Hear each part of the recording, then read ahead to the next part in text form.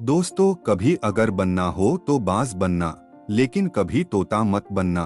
तोता बोलता तो बहुत है, लेकिन ज्यादा ऊंचाई तक उड़ नहीं सकता। बाज बोलता बहुत कम है, लेकिन सबसे ऊंचाई पर उड़ता है और बाकी पक्षियों का राजा होता है। एक बाज। आज मैं आपको 5 ऐसे पॉइंट्स बताऊंगा जो कि हर एक इंसान को बाज से सीखना चाहिए और लाइफ की बहुत बड़ी लर्निंग है इन 5 पॉइंट्स में। एक, बाज की तरह अकेला चलना सीखो। बाज अकेला उड़ता है और बाकी पक्षियों के मुकाबले सबसे ऊंचाई पर उड़ता है। बाज अकेला उड़ेगा, लेकिन कभी भी चिड़िया और छोटे पक्षियों के साथ नहीं उड़ेगा। बाज हमेशा या तो बाज के साथ उड़ता है या फिर अकेला उड़ता है। इससे हमें ये सीख मिलती है कि छोटी सोच वालों से हमेशा दूर रहे और अकेले रहो, क्योंकि यही वो समय है जब खुद को जानने का असली मौका मिलता है।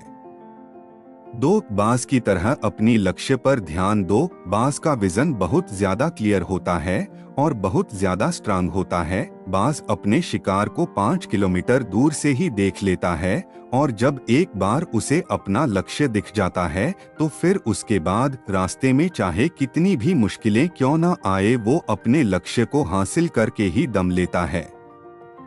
इससे भी एक बहुत बड़ी सीख मिलती है कि अपना विजन क्लियर रखो और उसे हासिल करने में फिर चाहे कितनी भी मुश्किलें क्यों ना आए, पीछे मत हटो उस बाज की तरह। 3, बाज कभी भी मरी हुई चीजें नहीं खाता। बाज कभी भी मरे हुए जानवरों को नहीं खाता, वह हमेशा जिंदा शिकार करता है। और इससे हमें ये सीख मिलती है कि ये जो हमारा पास्ट है वो मर चुका है, तो अपने उस मरे हुए थॉट्स पर ध्यान मत दो और अपने आने वाली ताजी फ्रेश जिंदगी में ध्यान लगाओ। अपने पास्ट की पुरानी यादें जो तुम्हें तंग करती है, उन्हें वही रहने दो जहां उसकी जगह है, और तुम्हारे पास्ट की जगह है, अपने में वर्तमान में जगह मत दो, क्योंकि अगर एक बार तुम्हारा पास्ट तुम्हारे प्रेजेंट में आ गया तो तुम्हारा पास्ट तुम्हें कभी तुम्हारे प्रेजेंट में नहीं रहने देगा। पास्ट में तुम्हारे साथ कितना भी बुरा क्यों ना हुआ हो, वो सब यादें और थॉट्स मर चुके हैं। और उस बाज की तरह बनो जो कभी भी मरी हुई चीजों को नहीं खाता। 4, मुश्किल समय में डरो नहीं। जब आंधी तूफान आती है, जो बाज बहुत ज्यादा एक्साइटेड हो जाता है। जब बारिश होती है, जो सारे पक्षी छिपकर बैठ जाते हैं, लेकिन बाज को बहुत मजा आता है। जब तेज हवाएं चलती है, तो बाज उन हवाओं के सहारे और तेजी से ऊपर की ओर उठता है और ऊपर उड़ते उड़ते इतना ऊपर उड़ जाता है कि बादलों से भी ऊपर पहुंच जाता है।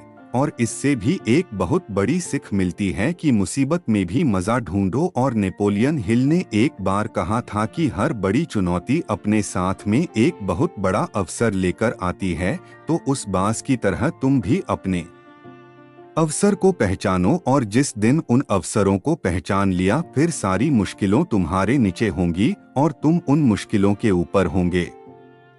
5, कंफर्ट जोन से बाहर निकले। बाज अपने घोंसलों से सॉफ्ट घास को हमेशा निकाल देता है, ताकि बाज का जो बच्चा होता है वो उसमें कंफर्टेबल ना हो सकते, क्योंकि अगर वो घोंसले में कंफर्टेबल हो गया तो वह वही रहना पसंद करेगा। लेकिन बाज ऐसा कभी होने नहीं देता। बाज एक पक्षी है और उसे भी एक बात पता है कि कंफर्ट जोन में कोई ग्रोथ नहीं होता है, लेकिन हम तो इंसान हैं ना, और इंसान होने के बावजूद कई सारे लोग इस बात को समझते ही नहीं हैं।